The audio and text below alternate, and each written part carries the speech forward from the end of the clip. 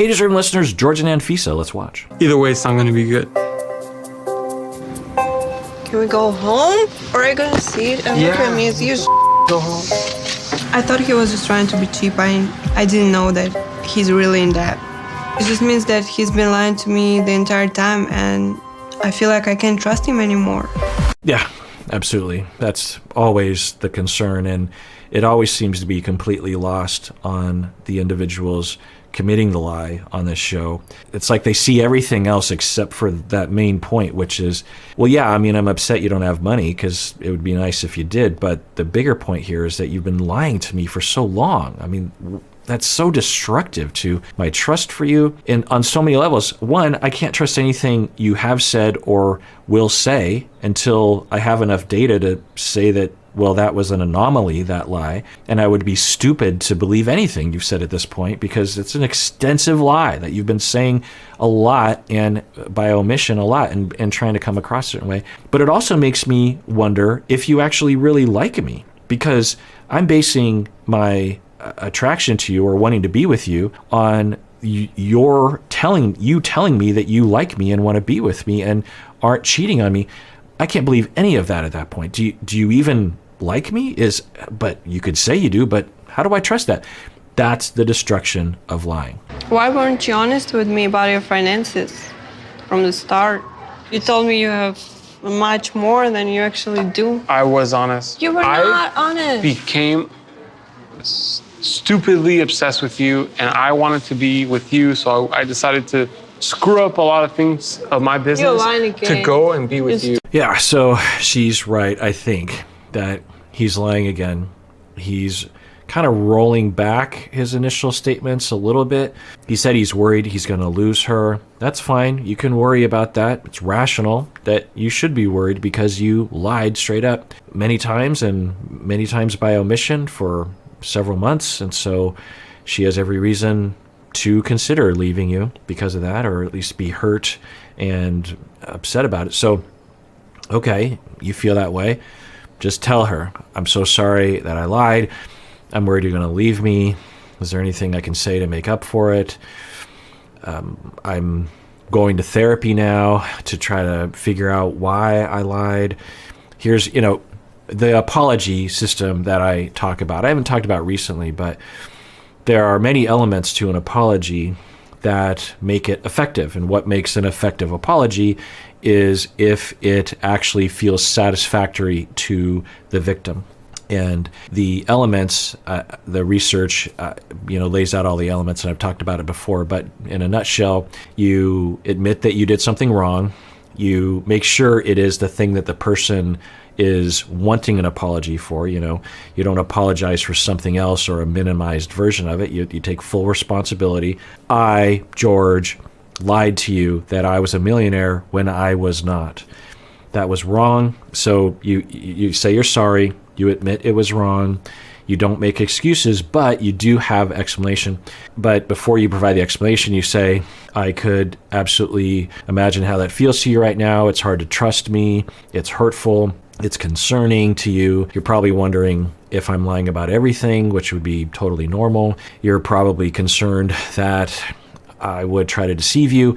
You'd probably be concerned that I don't have a lot of money, and so that means that I'm not going to be able to support you in the way that you were wanting.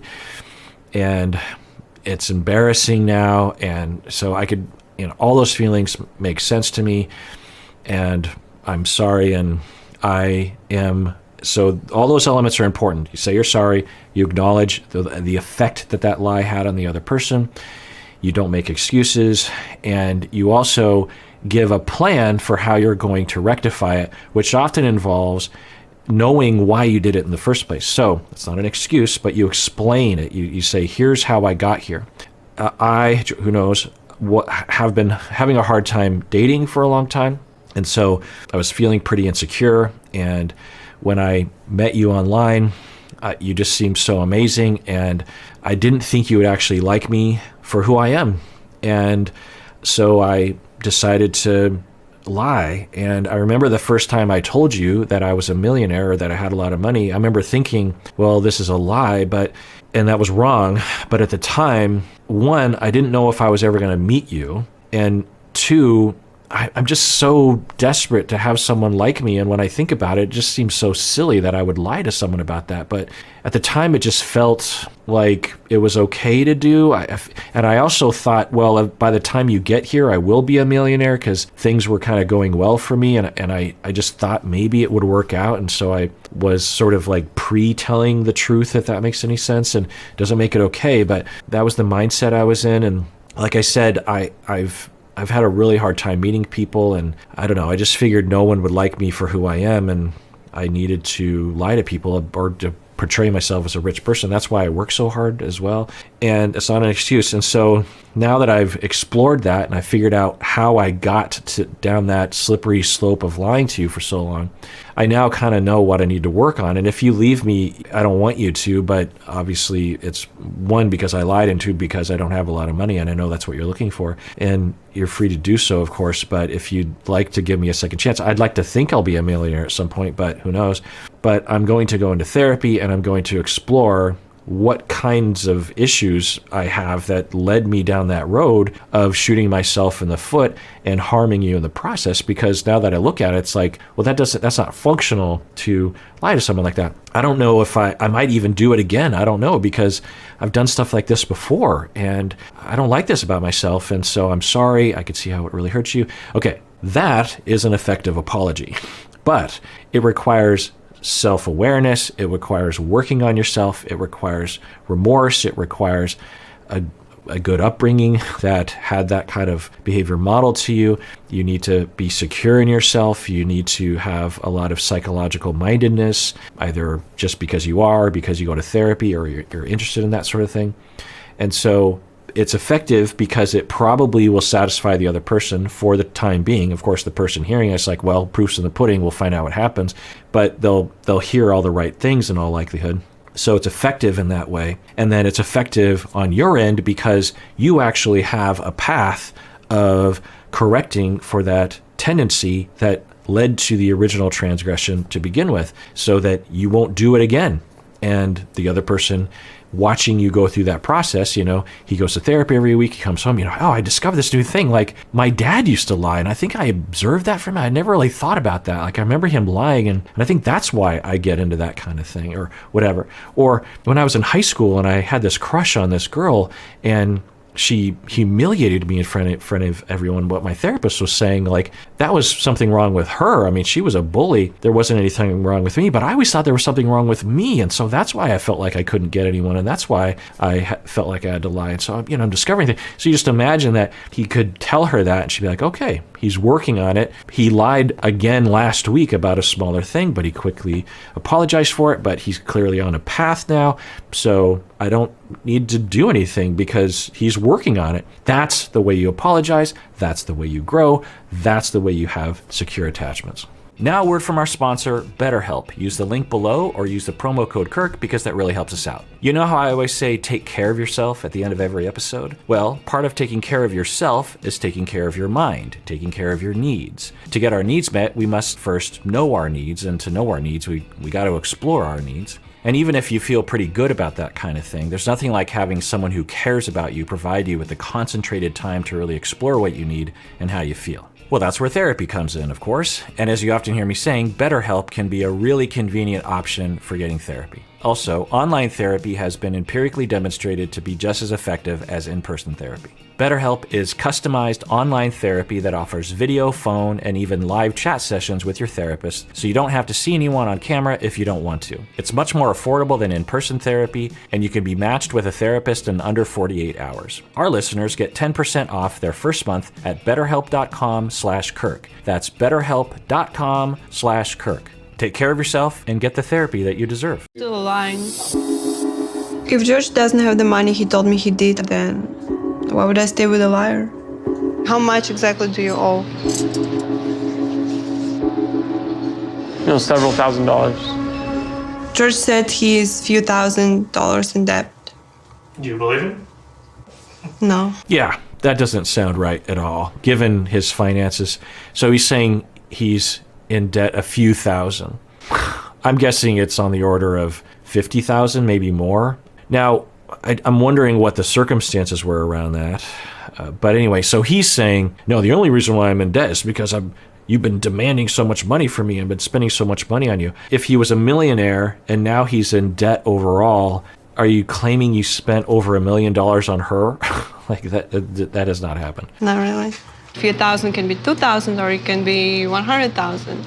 Off the top of my head, about $30,000. Oh, okay, so about 30,000. Let's just times that by at least 2 or 3, given his tendency here. Who knows? But okay, but I don't know anyway what his regular income is. So maybe if he were to budget more, he could pay that off pretty quickly. So I don't know. Let's see how she reacts. Because again, the common wisdom about her is that she's only in it for the money, and now that there's no money, will she leave him? I don't think so, because I actually think she loves him and really wants to be with him. She doesn't show it on camera, but I think she really does want to be with him, not just because of his money, but because of how she feels about him. I did my research and I found out that since California is a community property state, it means that if husband has some kind of debt, then wife could be responsible for it too. And I want to protect myself from this happening. So I was thinking maybe you could get a post-nuptial agreement. That's a turn of events. So she's wanting a legal agreement to protect her from his debt. It's interesting. I've talked with some lawyers about this, and from my memory, now of course if they consult with a lawyer it would help, but I think even if you sign one of these things, you still could be on the hook for a spouse's debt. So obviously getting good legal counsel around this is important. How are you gonna spend it? Of course, because that's not even right. So you told me you're gonna get it you whatever see, I we want. are in a problem. You see, we're in a problem. So why are you adding to it? So I think we're starting to see his behavior behind closed doors as well. I don't know if we've seen this on camera yet, but I was imagining something must be going on because he doesn't seem like the most careful, mature, differentiated person we've seen on the show. And on camera, he seems to just be trying to deal with her, and he's always very accommodating and is always trying to bridge the gap. And I'm thinking, well, it's possible, but I think both of them behind closed doors away from the camera have a very different style of conflict and reactivity. And I've talked about what I think is going on behind the scenes for her. I mean, we've seen some of the results of that, the keying of the car, the turning off his phone, the constant phone calls. And I think we're now seeing a little bit of what he is doing, where he is belittling and bulldozing. And Anfisa might have been misled a little bit, but if you really truly love somebody, no matter poor or rich, you're gonna love them regardless. At this point, I feel like you shouldn't deserve anything. Ick. What? Deserve? What? Oh my goodness. Ick. I mean, I don't even need to say why that statement right there is a problem. I mean, the misogyny, the sexism, the ownership, the, I guess, xenophobia or privilege that a lot of Americans will exhibit. You're from this other country, therefore I own you, and you owe me because I've brought you out of this horrible situation. Yeah, pretty awful. Expecting certain things that you promised me. Well, what if I don't give them to you? That means you lied to me and I'm leaving. Good, then leave. Yeah, so I think his insecurity and his lack of differentiation is, coming through. Like I role played earlier, how come you can't just apologize and admit what you did was wrong? I don't understand. Now, of course, it's because of insecurity. When we're very insecure, we might lie because we're so insecure. And we might even justify those lies in our minds because we're so insecure and we don't think we will ever have attachment security. And then when we're caught, we will continue to lie or to manipulate, to trick the other person into thinking that we didn't really lie and that it's really their fault. And so thus, then they will stay with us. And of course, that doesn't usually work. But who knows? Maybe they're about to break up. Maybe they aren't. But you heard what she said, which was, I I'm upset because you lied to me. And he keeps focusing on, you're a gold digger. You know, I don't even know if you deserve anything. And you should love me even if I don't have money. That has nothing to do, or very little to do, with what she's saying. She's saying she's hurt and upset and questioning things because you lied. And when you lie, then it throws everything into question.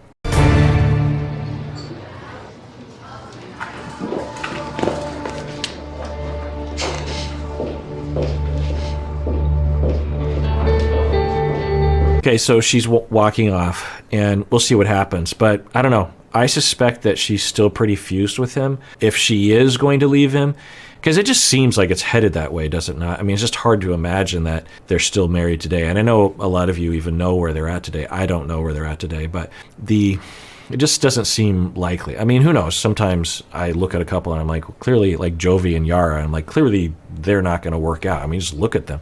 And they're still together today, as far as I know. But I suspect, and I don't know, that this behavior, walking off, is her way of managing the conflict, which is fine. She's just like, fine, I'm just going to walk away. But I also think it's her putting on the tough person, the tough part of her that protects herself. But deep down, I think she still has a lot of feelings to work out regarding him. All right, well, that does it for that episode. Everyone out there, please take care of yourself, because you deserve it. You really, really do.